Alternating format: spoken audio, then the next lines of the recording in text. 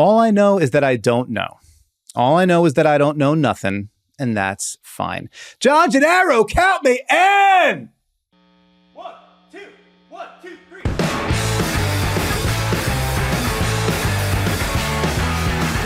Today's first words belong to Operation Ivy from the song Knowledge off the 1989 LP Energy, but the rest of them belong to me. Welcome to Devine Intervention, a self-help podcast about basketball. My name is Dan Devine, and before we get rolling, here are 3 things that I am grateful for today. Number 1, I get paid by Yahoo Sports to write about the NBA and talk about it into this microphone and into this camera. Pretty sweet deal. Number 2, accidental hand-me-down come-ups.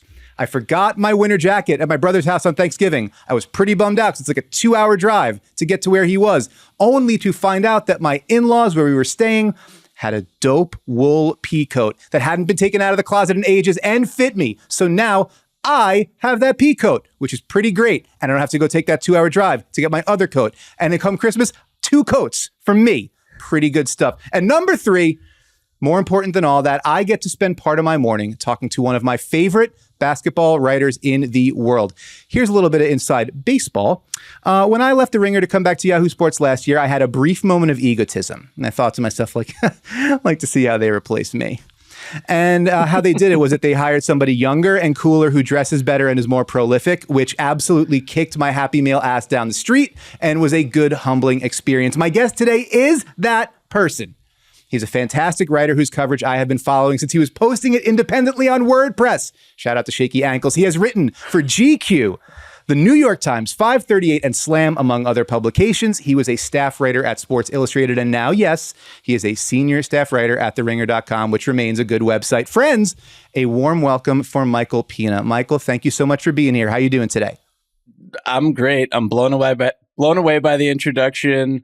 I don't know about best dressed now that you've got 2 peacoats, so might have to edit that one out. But thank you so much. This is a pleasure. I'm so excited. All right. I'm excited to have you here too. And as we do on Devine Intervention, we always like to operate from a place of joy at the start of every episode. So what is something from the world of basketball that has brought you, Michael Pina, joy this week?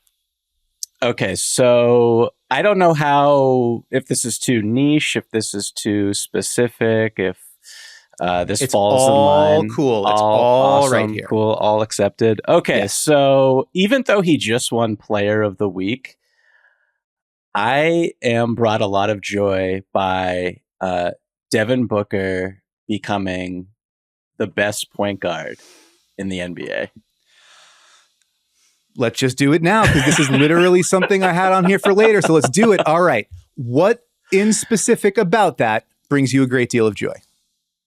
He is obviously this guy who entered the league, prodigious scorer, dropped 70 in a game before his 21st birthday, a game I was at in Boston, actually. I'll never forget that one.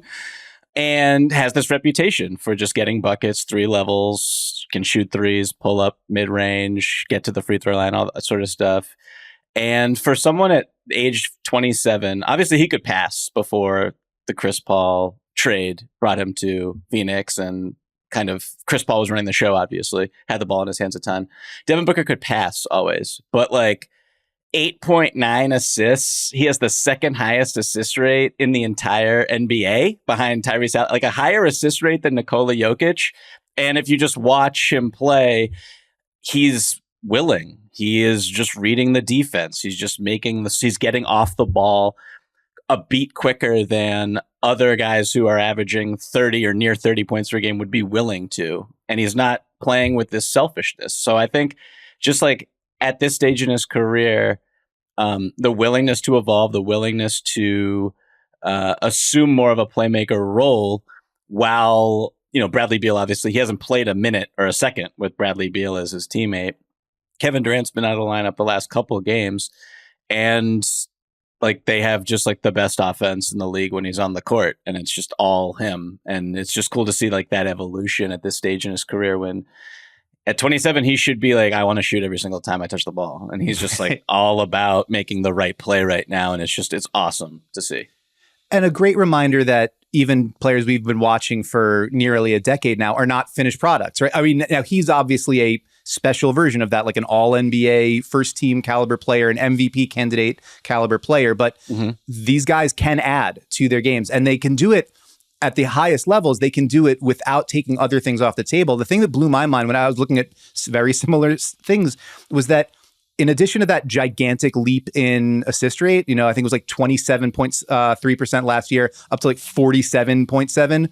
Yep. The turnover rate barely nudged. Like I've unlocked this other part of my game, but I have not taken anything away in terms of my ball security, in terms of the way that like you can always feel good that we're going to get a good look, whether it was me taking it or now me creating it. And to be able to do that while still operating at an obscenely high level in terms of his scoring efficiency, the volume of shots that he's still taking and creating himself, then to just all of a sudden be like, oh, by the way, I'm third in the league in assist points per game, and I create more threes per 100 possessions than Tyrese Halliburton. Like, that's absurd. And I think a wonderful source of joy. I have a little bit of trepidation in my heart because this makes me think that you're writing this, and I am also Possibly. writing something about this. Yeah. So I have a little bit of less than joy in my heart, but that's okay. There's more room for good things in the world, and we can share them together. All right. That's very cool. It's a great source of joy for this week. But I've brought you here today, Michael, not only to speak about sources of joy. Last week with the great Katie Heindel, we discussed emotional truths that this NBA season has revealed to us. And today I've brought you here for Journey into Mystery. I'd like to talk with you about things that are still baffling to us 5 weeks into the season, the kind of stuff that we don't fully understand, but it's absolutely still happening. So call us a couple of Sarah McLaughlins, because fellas, it's time to start building a mystery. Michael, what is something? I'm gonna let you like that. I'm gonna let you enjoy that. Our viewers on YouTube will see that you enjoyed that joke. Michael, what is something that's been happening in the early part of the season that is spraining your brain? The Cleveland Cavaliers having a negative point differential. I don't know. Like, why isn't this team better? And I kind of have I have some hot takes about them that I just want to, I guess I'll share them because we're on a podcast and this is what we do. We talk about what we're thinking. Absolutely. I feel like, they've lost some pretty terrible games. They've won really impressive. I've had some really impressive wins. And I just think that I enjoy watching this team more when their best player isn't playing. I don't know if they're better, and the numbers say that they're definitely not better without Donovan Mitchell. They recently won 3 of the 4 games when he sat, and aesthetically, I just love watching Evan Mobley's offensive game expand. I love the 2-man game he has with Max Strus. I love when he grabs and goes. I wrote a big story about him last year, and I'm obsessed with him still. And I feel like Darius Garland is just continuing to rise and ascend in so many fun ways. And particularly in crunch time when Donovan Mitchell is in the game, he just takes so many just gross shots that just aren't what you want. And a lot of the times they go in because he's amazing. And he's one of the best offensive players in the league and probably should have been first team All-NBA last season. But this isn't even about the trade rumors that are pending or looming, or maybe they've already arrived. It's just about how this team is constructed now. And I think back sometimes I have conversations with people for fun about the Donovan Mitchell trade, which I didn't like the day it happened. And you look at Lauri Markkanen and what he's become in Utah, and you're just man, Lauri Markkanen on this team would be so much fun. Having a big who can space like that, who doesn't need the ball next to these other 2 bigs with Garland. And then you can add the Strus or the Niang or whoever you want to add even more 3-point shooting and more space and gravity. I don't know why they're not as good as they were last year or even close to that right now. And their starting 5 with Strus, which should be really awesome, has been terrible.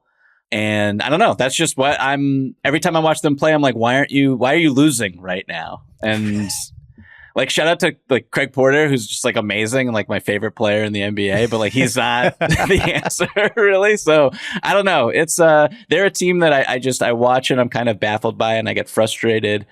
sometimes when they're in crunch time with Donovan Mitchell. And I think he's an excellent player, obviously, but the way the ball moves, the way their offense kind of flows when he's not in the game, I'm in love with that. And I would love to see that grow. And we have more patience with that version or that iteration of the Cleveland Cavaliers than this one that's like, hey, we're kind of knocking on the door of being a contender, but like we're also super young. And as we saw in the playoffs last year, we get to these games and like with the light shining extremely bright, and we fold because none of us have even been here before. And this is like a baby step process in the NBA of becoming the contender, and it doesn't just happen overnight with a trade like this. So they have a lot of pressure. They have like a lot of great goals. Their coach is under. I mean, he's not on the hot seat right now, I would say, but he's on the short list, I would say. Sure. And so the Cavs, man, like what's going on, I guess is what I want to talk about. No, listen, there's a ton there. I think there's a few different things. Oh, obviously one major component, and I would imagine for a bunch of teams that have been off to sort of fits and starts openings of the season, injuries are a huge part of it. And they've had sort of staggered at different times, like, Jared Allen out at the beginning of the season, and then Garland's out and Mitchell's out, and so that starting lineup that you talked about, the expect that like opening night starting lineup or the expected starting lineup they were going to have has only played like 84 minutes in 7 games. So they haven't had a ton of time together. You would like the returns to be better than what they've had so far, but there is that feeling of like last season was Mitchell and Garland learning how to iron out the your turn, my turn kinks.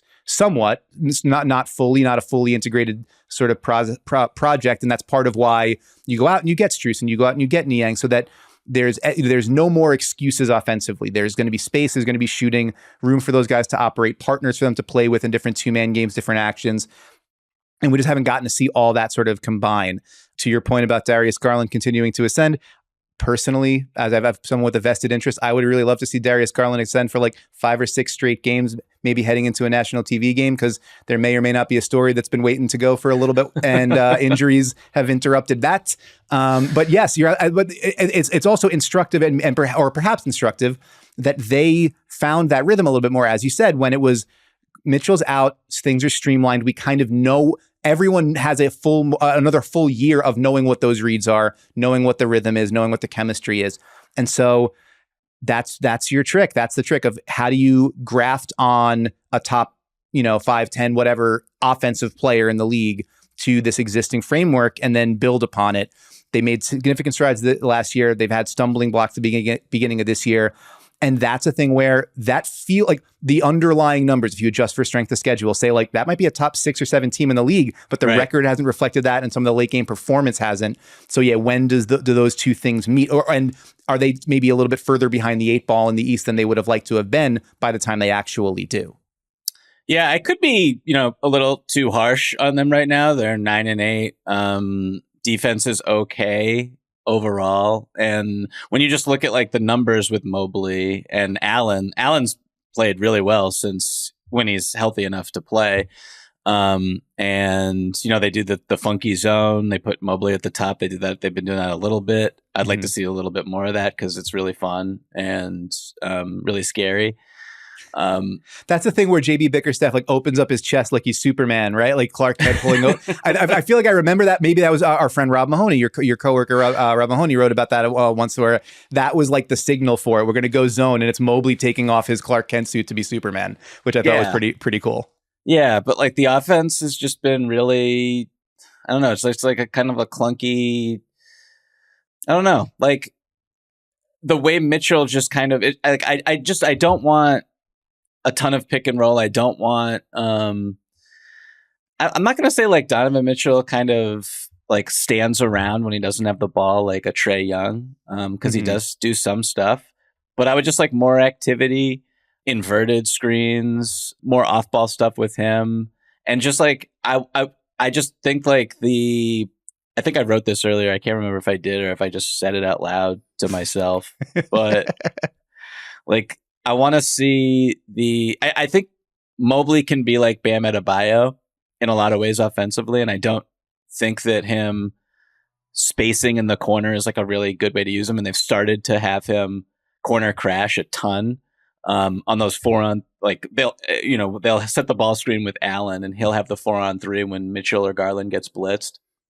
And then just Mobley cutting in will behind the play. Correct. And just hit him with the lob.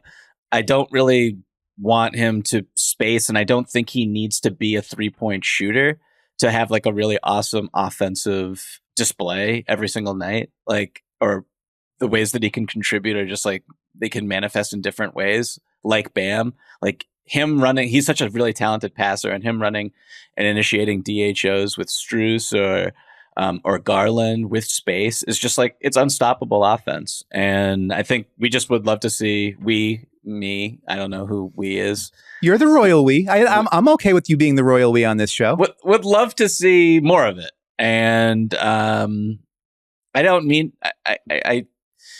I'm just like, I don't know why I'm anti Donovan Mitchell, because I like a lot of what he does. The like football, like swim move in transition is like one of the greatest things on a basketball court. Totally unstoppable. But I don't know. There's just something about the pieces here where last year it all kind of came together immediately, and they finished with the best defense and they're like second in net rating or something like that.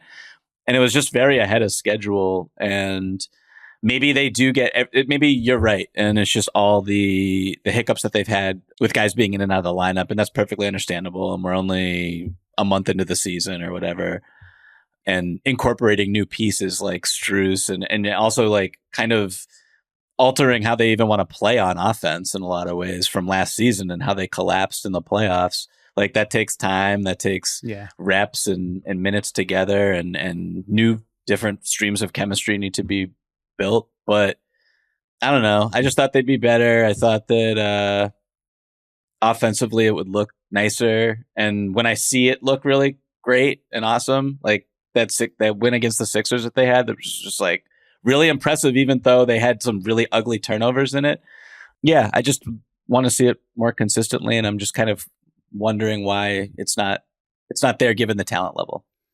Yeah, from a team that feels a little bit like it's not yet more than the sum of its parts, to, for me, one of the bigger mysteries, or one of the things that I'm really wrangling with, is a part that seems like he's perfectly fit into where he goes and is making everything more than that sum. Is Chet Holmgren like already an all NBA player? Like, did he just walk into the league as like a top 20 guy? Here are some numbers that feel sick. He's 15th in the league in value over replacement player. He's 10th in box plus minus and win shares per 48 minutes. In Taylor Snar's estimated plus minus, he is 5th in the entire NBA. He's averaging 18.1 points, 8 rebounds, 2.5 assists, and 2.3 blocks per game. His shooting slash line is 56, 44, 88. If he's like, now granted, advanced statistics, you've got, it's worth considering all of them in their context and the grain of salt. His 3-point shooting, he probably won't keep shooting 45% from 3 on decent volume, because that would be insane. But if this is who he is, and he's already like a plus rim protector and a plus stretch 5, who can put the ball on the deck and drive to the basket and collapse a defense and make a play out of it, and he is taking nothing off the table right now, then like, are the Thunder set? Like is he? I know that there. You talked about the Cavs being a team that kind of, it's like they got there ahead of schedule. Are the Thunder just there? If this is who Chet Holmgren is, are the Thunder just there? I wrote in July this column about how I thought that the Thunder were going to be really awesome, and it would be really interesting to see if Presti was going to be forced to make the trade. Like we need to get better short-term trade where he swaps picks or maybe even consolidates with one of the young guys mid-season, because they could win the title like right now. Like it seemed to me like they could have been, and maybe they are, like what the Grizzlies were pre-drama, where they're super young. Like that team had like no one on it who was older than, Steven Adams and Kyle Anderson were like the two vets on that team, and they won like 50 something games and went to the second round of the playoffs.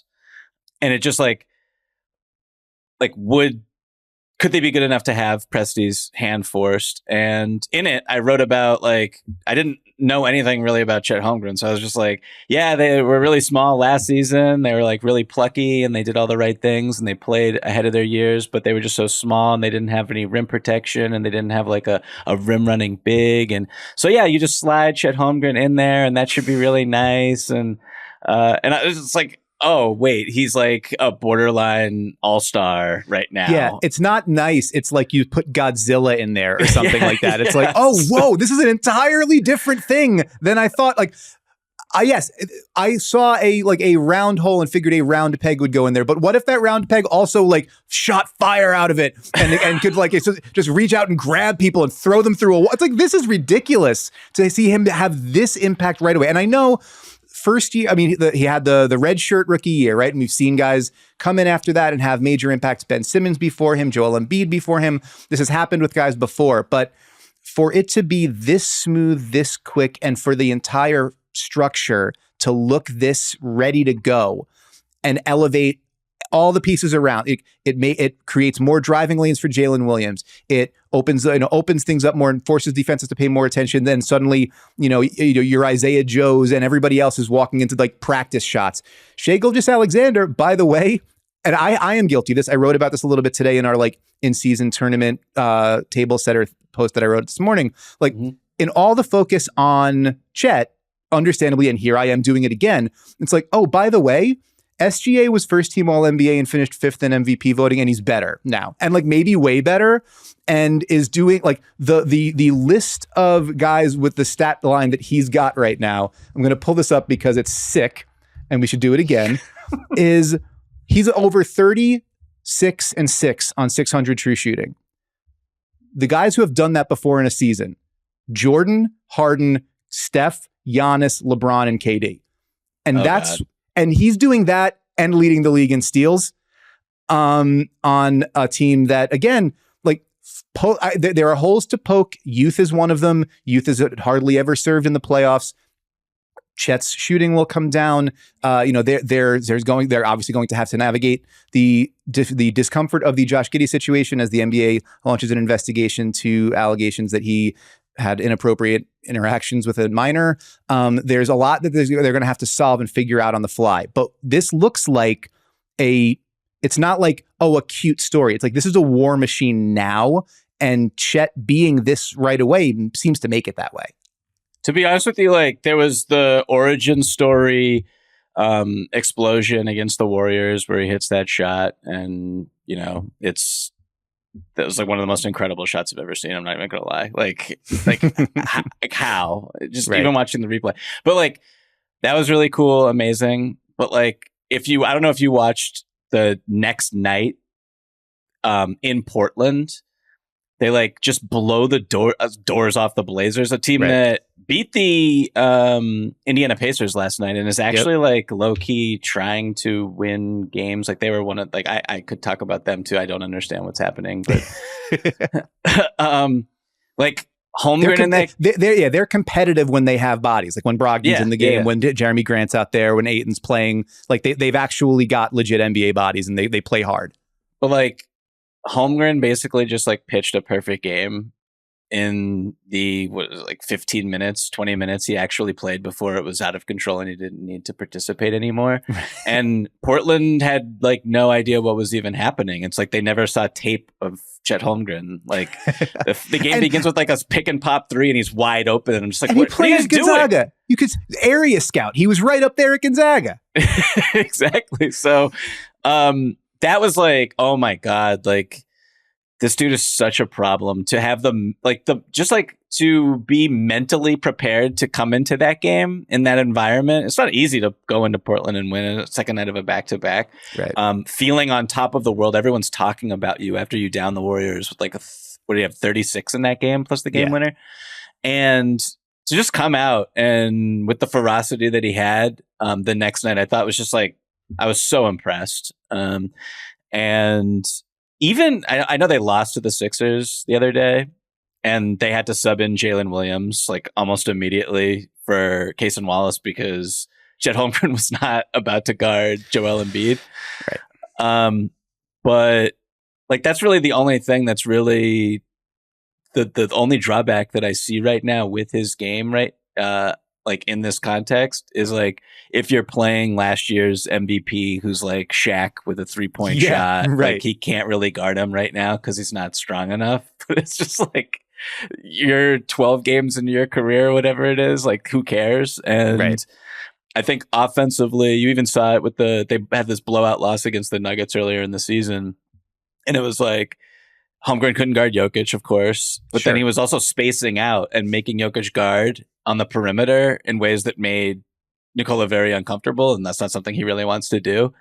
And so I just feel like there's this mismatch thing where even if you can attack him, he'll always have something to counter you with as a big. And yeah, man, the Thunder are they're so exciting, and like Isaiah Joe might be like you wanted to talk about like joy at the top. Like he was on my notes as someone I wanted to talk about. Like Well, I'm glad we got there. Isaiah Joe slip screens are just like oh man, like just get like a highlight reel for me for Christmas and just put it on YouTube. Send me the link, please. Like he's amazing. He's hitting like all of his shots. Like every time he lets go of the ball, it's like almost like a Klay Thompson level of expectancy for me personally. When I'm watching, I'm just like, this is going in. It's going in. I love him. All right. So my next mystery is going to be how you got to Isaiah Joe is giving me Klay Thompson levels of expecting that I'm going to see a big shot. But we'll move off of that, and I want to hear your next mystery. My next mystery. Why isn't Anthony Davis more dominant? I'm just putting on my Charles Barkley hat That's right all now. Right. We can cross that one off my list too. All right. I mean, I'm watching the first 5 minutes of last night's game against the Sixers, which they got absolutely shellacked. But yeah, Davis, you mean the competitive portion of that game? Yeah, like the first 5 minutes, yes. And Davis I was just like, he's just like going at Embiid. He's doing he's started with the mid range pull up. I think Embiid dared him to take a catch and shoot, like 18-footer. He drilled it, drove by, pump and go, passed Embiid, finished at the rim. Obviously made some fantastic defensive plays at the basket. And I'm just like, in my notes, I was like, what happened to, like, why in my head do I never think that this guy is even close to the level of Embiid or Jokic? Or even like what really kind of bugged me out or like bothered me was like, when I think about the third best center, my mind always goes to Bam Sabonis. I don't even go to Anthony Davis. And that's wrong. Like, I think that's objectively wrong, or maybe not objectively, but I should definitely have him in this category. The fact that he's just completely fallen off the map as an MVP candidate after they won the title, when it was just like, oh, this is Anthony Davis's league now. And like before the season started, like Darvin Ham is like, yeah, I want him to shoot 6 threes a game. Was he averaging 0.6? Are you kidding? Right. Like, what is happening? So the on-offs are like not very good at all. I know he's in lineups that are really funky, and they have a lot of guys out that would help him. Gabe Vincent, a 2-man game with him would be really nice. But just like, man, like you should be, why aren't you dominant? Like I don't want to be Charles Barkley or Shaq or whatever. Like, you know what I mean? Like, but just looking at this, like analytically, I see like what is happening? Why? Like, I am baffled by like where he's at in his career right now, and he's healthy. So I don't get it. I really don't. Yeah, I think my version of this was like with the case of the disappearing jump shot, you know, like where did that go? And I was going to do a whole bunch of fancy research on it, but then our friend Tom Haberstroh did it at The Finder. So now I don't have to. I can just credit him. He hasn't taken a 3 in 5 games. He hasn't made a 3 since October 29th, which is a month tomorrow. He's taken fewer than 2 shots per game from beyond 16 feet. And his effective field goal percentage on them is like 26%.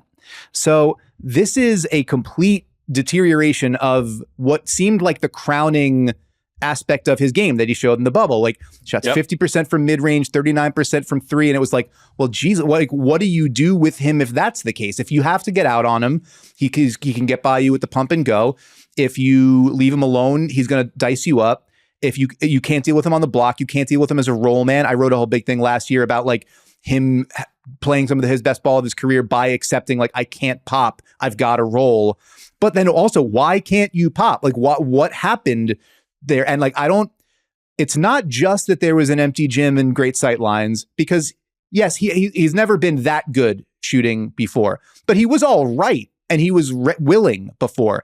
And now, I don't know if that's a between the ears thing or a lineup construction thing or what, but to get the benefit of him at the 5, or the maximum benefit of him at the 5, it requires space, him to create and him to be able to do things with the space that is created.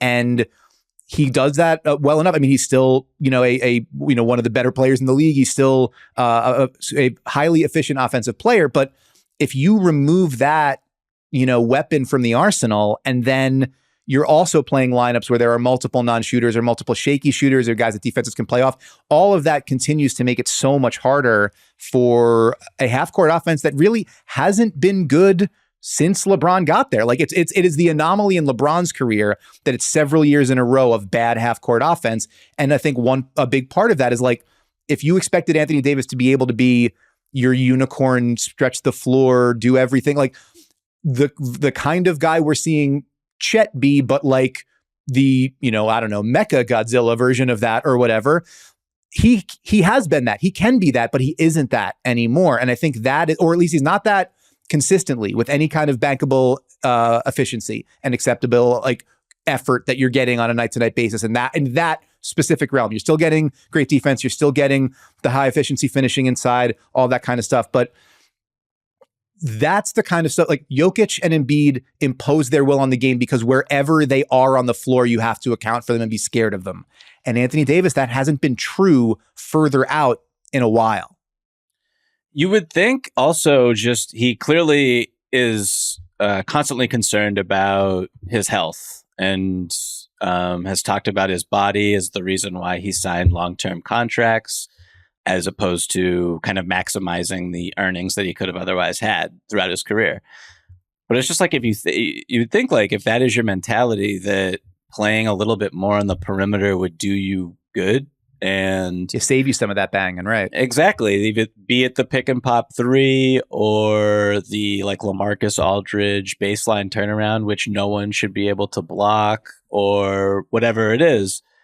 And we're not really seeing that. And I do think that the construction of the Lakers roster hasn't helped him for sure. Like letting go, going back to just like the pre-Russell Westbrook trade where, I mean, like Kentavious Caldwell-Pope is just such a winner who's just like complements big men so well on offense and on defense too. And just like letting him go, just like it was kind of crippling. Alex Caruso is just like an amazing complementary piece as well. Right. Not for the 3-point shooting, just for other stuff. And that hurts. And, but like at the end of the day, like this is supposed to be a generational talent. And right now they're outscored when he's on the court. Like, I know Jackson Hayes sucks. Like, I know, like, and you're playing with him sometimes. Like, I get it. You're playing these weird, like, he shared the court with like Christian Wood and Rui Hachimura at the same time. Like, that's bizarre stuff. Darvin Ham really searching for, something bankable. Right. But it's just like the average distance of his shots is like 6.7 feet, which is the closest it's ever been in his entire career right now. Like, I don't know. And you brought up Chet Holmgren. I got a hot take question for you. Yeah. When is Chet Holmgren going to be better than Anthony Davis? Is it going to happen within the next 2 years? I wouldn't be surprised. It wouldn't shock me if they kind of met. Dan, has it already happened? I would say no, it hasn't already happened yet, because I just watched Anthony Davis be the best defender in a playoffs in the entire postseason. That's true. And I haven't seen Chet Holmgren play a playoff game yet. So I will pump my brakes there. But again, I mean, it sort of goes back to my mystery a little bit. If Chet really is this, if this is not like hot start, then the league gets film on him and figures out, as you mentioned, the Blazers just, not really dealing with him on the pick and pop. Once everybody locks into him, does the efficiency drop a little bit? Yeah, maybe. But like, if that's who he is and this is like floor and that's table stakes and we're going up from here, then yeah, I mean, in a couple of years, the age gap and just the trajectory of skill, I don't know. I don't necessarily want to say it's skill, devolution or diminishing for AD, but the jumper that unlocked so much, if that's just gone and it's not coming back, then yeah, aging gracefully as a super high impact offensive player is going to be a lot tougher for him than it would be for someone like Chet. Yeah, it's kind of it's not one of the reasons why I thought that the Lakers, I guess like my concern with him was always like the physical longevity, the durability in season. And like with LeBron playing right now is like LeBron was also on my list of like things that give me joy right now, because he's like, when I watch, I'm like the Aaron Paul meme where it's like, how does he keep getting away with this? Except like it's positive. Like right. I love it. I love that you're still doing this. Tears of joy streaming down your face as you do it. Right. Exactly. He's like, he has the highest 2-point field goal percentage of his entire career. He's still unstoppable in transition. And now he's up to 40% behind the 3-point line or something near it. Last time I checked, I don't know what happened last night that could have affected that, but it's just like, I don't know. How do you look at them as a contender unless this guy is like a verifiable MVP candidate? I'm talking about Davis, of course. Yeah. Is defensive player of the year? Is that enough or playing that well on that end? And like hoping that the offense stays afloat with like hopefully Austin Reeves kind of reverts back to or becomes what everyone thought he would be coming into this season, and they get healthy, and I guess D'Angelo Russell keeps making stupid shots. Like, but there's going to be a point this season when either he gets hurt or LeBron has to take nights off. Like I don't know. The Lakers, I'm constantly skeptical of them for a lot of reasons. And Davis not being like I just remember when Rich Paul was like, I would take Anthony Davis over Giannis. And it's just like that statement has aged so poorly. And he had a vested interest in making that statement. That's good for business for your agent to say that. Before we'll transition off this, but one is like a Devine Intervention is, if nothing else, a place of glass half full optimism. Mm-hmm. It is possible that when the Lakers get some more of their pieces back in, like they haven't had Jared Vanderbilt yet, Hachimura's been out, as you mentioned, Gabe Vincent. They've Cam Reddish, who had gotten off to a really nice start for them defensively. If AD has to do a little bit less defensively, maybe there's more, energy opportunity for him on offense. It's something that my colleague Vincent Goodwill talked about with J.A. Adonde on Good Word with Goodwill. So there's a possibility that if you reduce the strain and stress on him on that end, opens up more on the other end. There's also a possibility that if, rather than worrying about D'Angelo Russell continuing to make bad shots, if you were able to say, package his contract with some other things and get a different sort of offensive player in there, maybe, one who's in Chicago right now or something like that, you would maybe have more space on the perimeter or more, another dangerous player out there that could create more space for AD, maybe let him cook a little bit more. So there could be better offensive days for Anthony Davis in, ahead. But yeah, what we've seen so far, not quite as dominant as you would look for it. But we've started with some things that have been baffling to us in the early going, some brain spraining stuff from the beginning part of the season. I'd like to transition to something that would hopefully, or things we would like to get clarity on moving forward, things that would maybe untangle some of those knots in our brains. As a conceit that my friend Bill Barnwell did on his NFL show with another friend, Robert Mays, former Ringer coworker. The idea was basically during the preseason, what do you wish you knew now about the rest of the season? Like if you had the crystal ball and could see 6 months down the line, what would you want to know outside of, who's in the finals? We get it. We would like to know that so we could bet on it, like in Back to the Future. Everybody gets that. Mine was, we touched on it a little bit. My first one was, or the main one that I had was, how many games do the Suns get with Book, KD, and Beal? So far, that is 0. And as we had talked about how great Devin Booker has looked at the point. We've talked about Kevin Durant, sensational in the early going, 31, 7, and 5 on 53, 52, 89 shooting. Speaking about he can't keep getting away with this. Kevin Durant just doing this every year ad infinitum is absolutely ridiculous. But we've also seen that movie every year with KD for the last several years. Like, you can't rely on him for 37 minutes a night every night for 6 months and expect it to all. Like that was the whole goal of the Beal deal. So like, if you know how many minutes or how much you get of them together in the regular season, how it all looks, it will go a long way toward making me feel more comfortable about projecting them into the playoffs. But so that was one for me. What is something that you wish you had the answer to now? By the end of the season, you'll know. You wish you knew it now. How many games will Zion Williamson and or Kawhi Leonard play? Like, we are sharing a brain right now, man. Yeah, Zion was another one for me. All right, so go on Zion. We'll hit that now. You know, coming into this season, he was my favorite player to watch, and I think even now, I think that would still hold. To be honest with you, but there's been some games where he is just like there's just like no answer on the planet for him.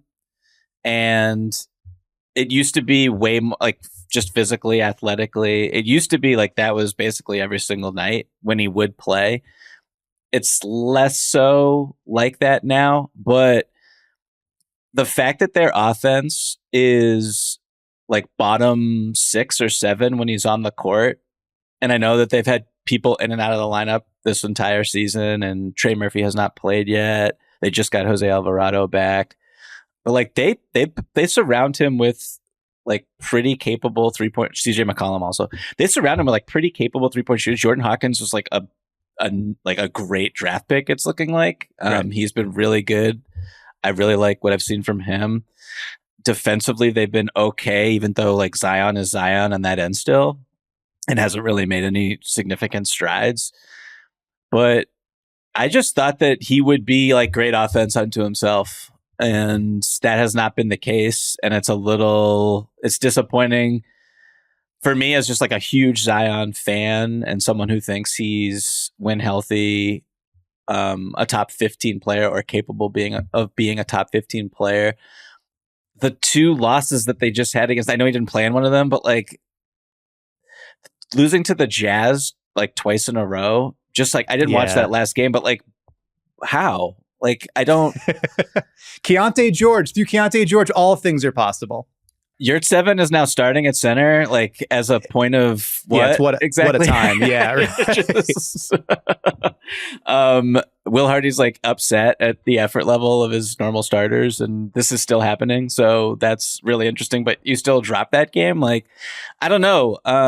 So I would love to know, like, because Zion has also sat out several games this season due to rest or load management or whatever.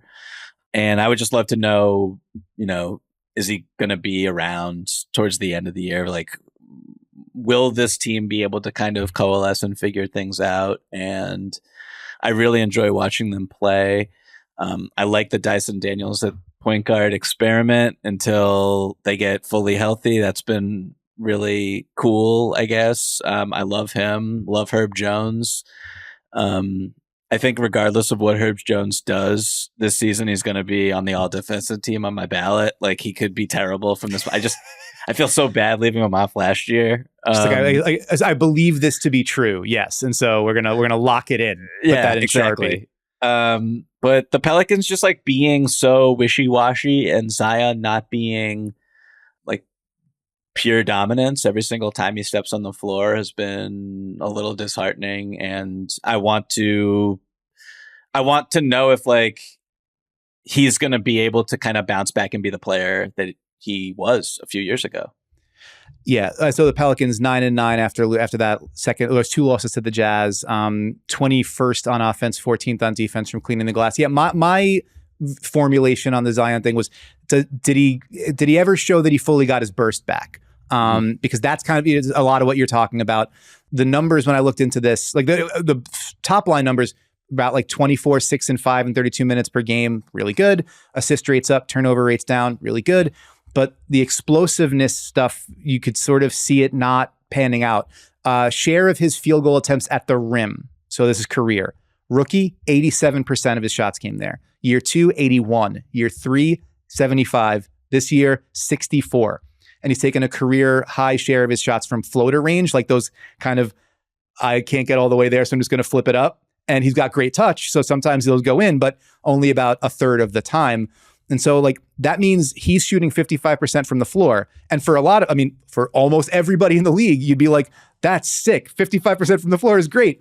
And that's like a catastrophic drop off for him, that for the way his game works, like that margin matters a ton, especially for that offense, because as you mentioned, they've had their injuries. Trey Murphy III is like a gigantic important piece for them in their floor spacing. Mm-hmm.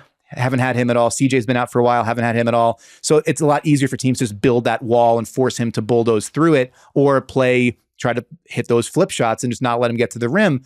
So, Dyson Daniels, as you mentioned, a great defensive piece, but like teams are not guarding him on the perimeter. He's shooting 25% from three, and they're daring him. Larry Nance Jr., not a threat really out there. And he's smart about how he moves out there, but same, like we're talking about really extra congested half court sets for him to have to deal with. And even like when Zion does get out in transition, it doesn't quite it's not hitting quite the same as it did the last couple of years. And part of that is just, when does that burst come back? So if you told me in 6 months, when we got to Christmas, Zion started looking like Zion full time again. And as you mentioned, like he's out there 3 out of every 4 games or most of the time, I would believe that the Pelicans got up to like the top 4 in the West, because we've seen them be that team when they've had that version of Zion. But it requires that version of Zion. And without him, they're middle of the pack like they've been. He used to like not need spacing. Like, do you remember this? It was so amazing. Like he would just take off. Like it was, I don't know. Like I would just write in my notepad, like, he played with where he took off to get to the rim was just like his launch pad was always like, it was, I don't know, 5 feet further than anyone else on average. Like this is all like anecdotal, but he would just take off, appear at the rim. It didn't matter if you slid like the low man over. It didn't matter if you were like doubling, if you were loading up to stop him. He would get to the basket or he would draw a foul. And I was not even making free throws. So like it's a like, I'm not going to say it's like decline, because this is also someone who's, I'm sure, concerned with the well-being of his body and contact and all that sort of stuff. And he's taken some really hard falls already this season where I'm just like, please get up. And he has, I guess. So that's great. But I don't know how much of this is mental. I don't know how much of this is like the out of shape stuff. I don't know. I don't know, but the explosiveness and the ability to surround him consistently with more spacing will certainly help as he goes throughout his career, because I feel like I don't know if the days of him being a guy who could like take 2 dribbles, be like at the elbow, take off from 2 feet and just be at the basket, are those like over? Like I don't know. I hope they aren't, but it's very possible. It is very possible. It's also possible that we are running a little bit late here, so we're going to move right into a little something that we call the closing 5, because Michael Pina, as a certified ball knower, that how you start is not as important as how you finish, and whether you start is not as important as whether you finish. That's that Manu. All right. Question number 1. You recently wrote a great profile at The Ringer of Alperen Şengün from the Houston Rockets. What's the most surprising thing that you learned in reporting that out? He can do a split anytime he wants. Just sit on the ground, do a split. At 6'11", 250 or something like that? Yeah, and he, like, I was talking to the people at P3 and about that, and just like how abnormal it is. And they're like, yeah, no one in the NBA can do that. That's like very bizarre stuff. And I was like, does he know how weird it is? Because Alpie's like a very...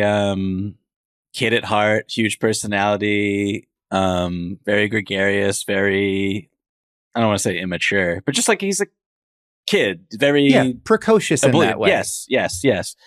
And they're just like, they were laughing. They're like, oh, he knows that that's not usual.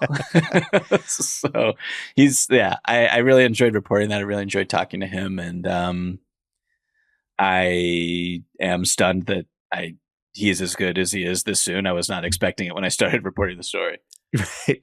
I do remember seeing mutual friend James Herbert on opening night and at Barclays, and him saying like, "Yeah, Pina's working on a Şengün thing," and seeing that Şengün wasn't having a great game at the start, and he was like, "Oh man, it's gonna brick for him. That's a tough look." And then, as it turns out, possible all-star on like one of the most surprising teams in the league. So shows what we know on opening night. Question 2: You have a young son. How many years old now? 16 months. 16 months.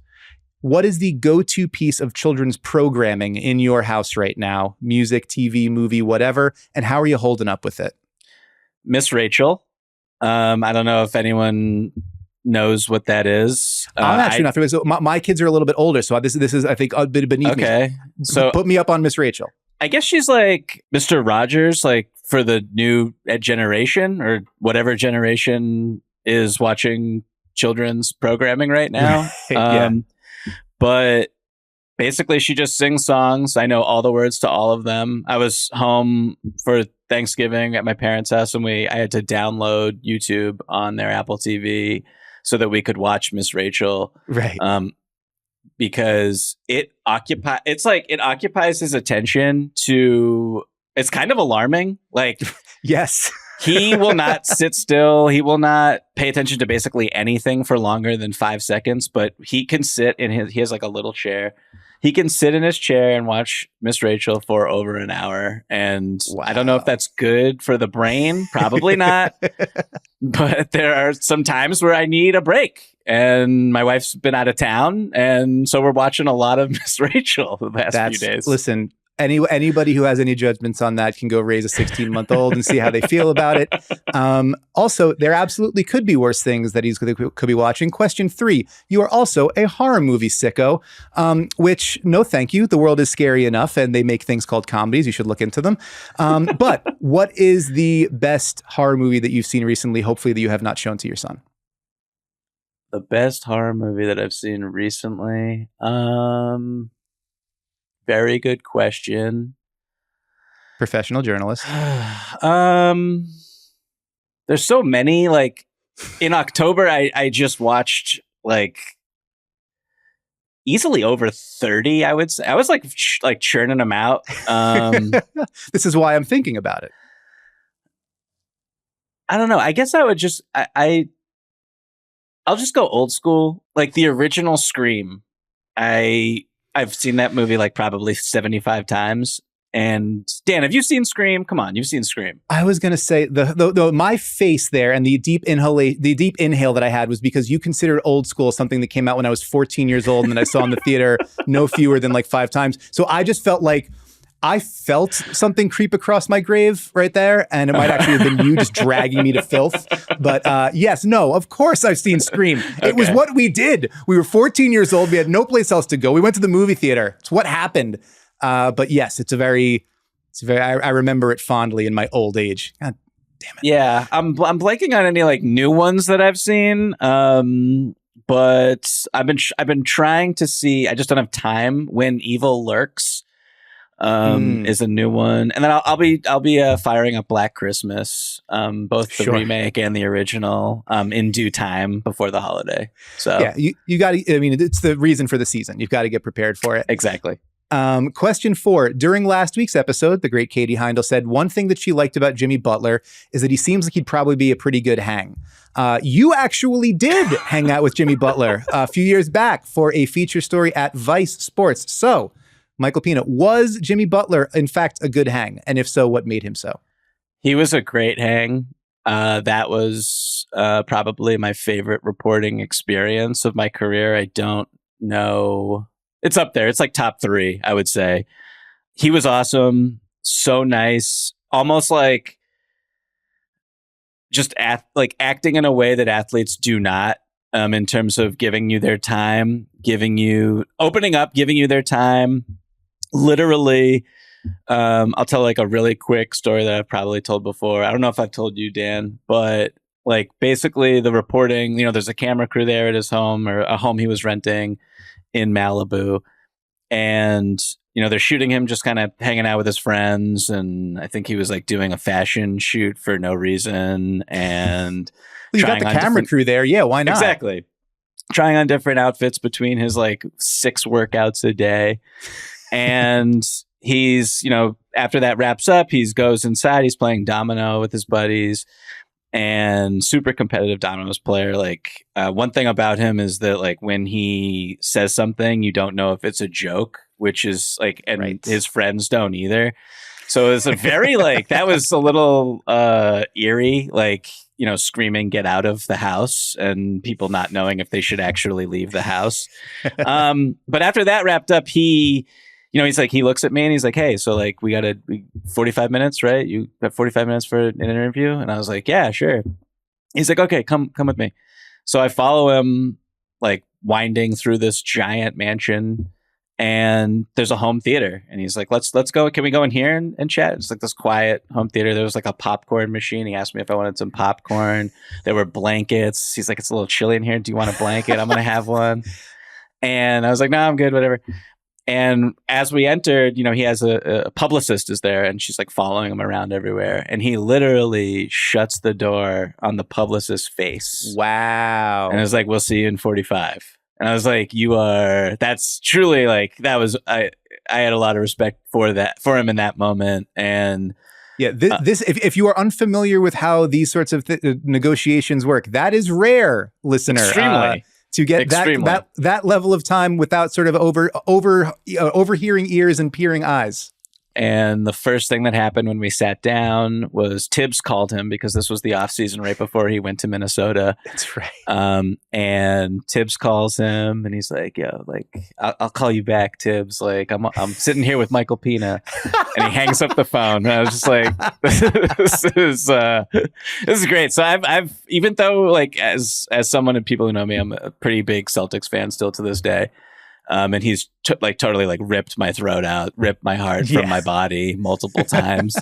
I still like love him. I think he's just like an all-time unique character in the league, and obviously an unbelievable talent, and in my opinion should go to the Hall of Fame. And that reporting experience, I guess like he's a good hang is the answer to your question. I'm babbling. All right. So it's phenomenal. If nothing else, he certainly goes into the Good Hang Hall of Fame. And we're moving into the Devine Intervention Hall of Fame, where we're going to have to figure out where we put that in my apartment. But Jimmy shows up on basically every episode. So he's going to be an early first balloter, I think. Question number 5. When are you going to give up on the Clippers? Wow. Whew. You see that game last night? You see how it went? I woke up. This is what I do pretty much every morning. I go to bed at like 9:30-ish. So I don't watch the West Coast games at night. I watch them in the morning. And for Clippers games, ever since the trade, because I have a lot invested, my ego does, I guess.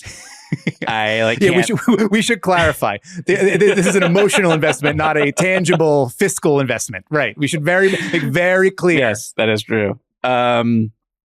I checked to see the score of the Clippers game, because I'm like, this might not be one of the games I'm watching today, but I have to know, because I also don't want to spoil. I don't know if you're the same way. I have a really hard time watching games if I know the final score.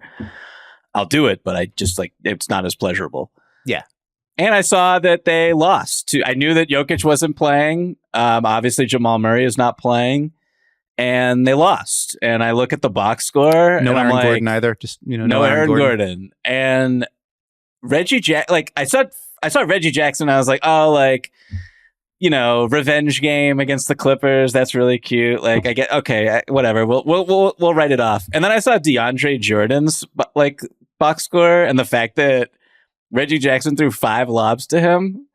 And I still haven't watched this game, but I was just like, I need to go see if every Clipper played, and every Clipper did play. And it was, I'm definitely not, I haven't given up on them yet, but I do think that Russell Westbrook will not be on the team by 3, 4, or 5 months from now. Like before the playoffs, I don't think he's going to be a part of this team. he's been really frustrating to watch. And ever since they traded for Harden, it hasn't looked good. He got in like a verbal spat with a fan after the game. Really ugly stuff.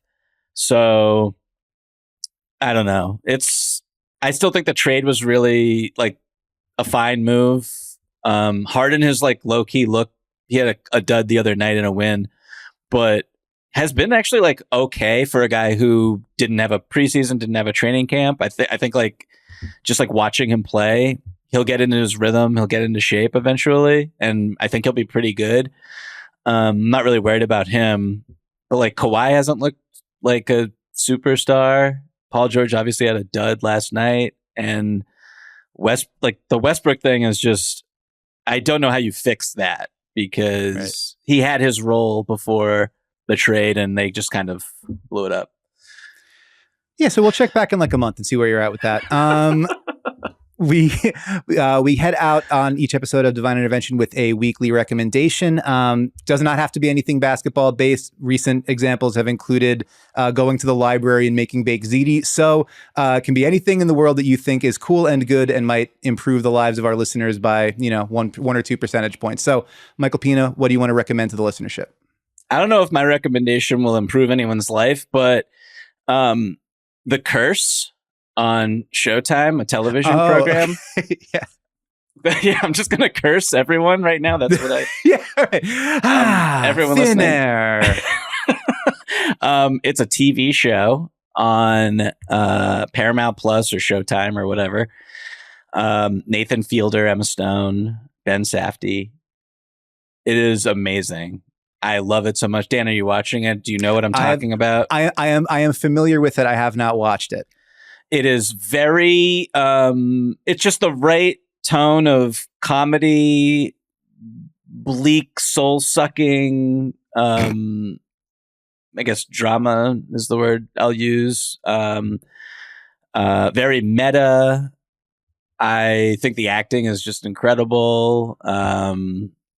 And people say like it's really uncomfortable and cringy, and that's just like right up my alley. I love it. I soak that stuff up.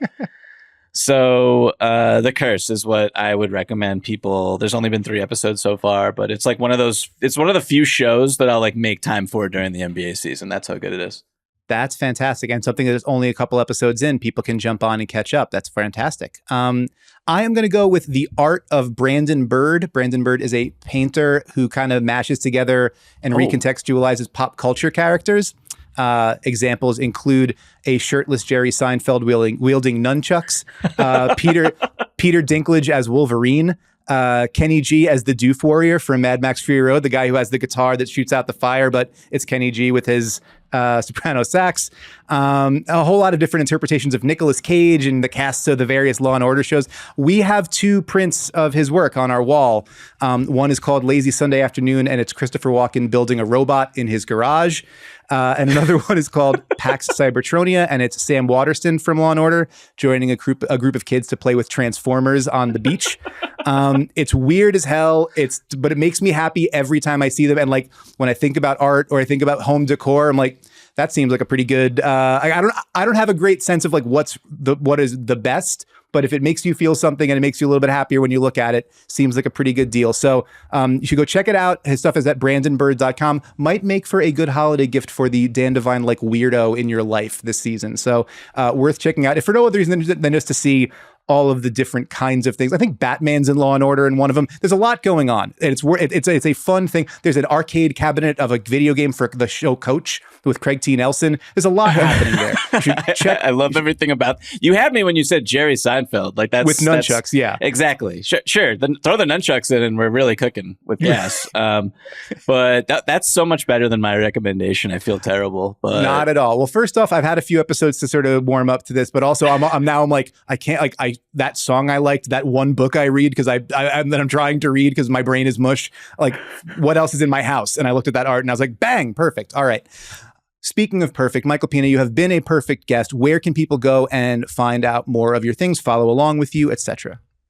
I guess follow me on Twitter. I don't know. Don't follow me on Twitter. Don't go on Twitter. I guess that's what I would say. I don't know, like theringer.com. I write a fair amount out. And You're at an unfair amount. Let's be honest. Yeah. Okay. That's you. You are the spur behind me. I will say, Dan. Like you keep me young. You keep me going. So that's good. I make everybody else feel very, very old, but that's good. All right. So yes, follow Michael on social media platforms or don't. Follow his work at theringer.com. It's fantastic and wonderful. That is going to do it for this episode of Devine Intervention. I want to thank Michael Pina for taking all this time to be with us and to reconnect with himself. Thank you to super producer John Gennaro. Nailed it. Got it. All right. I'm killing it right now.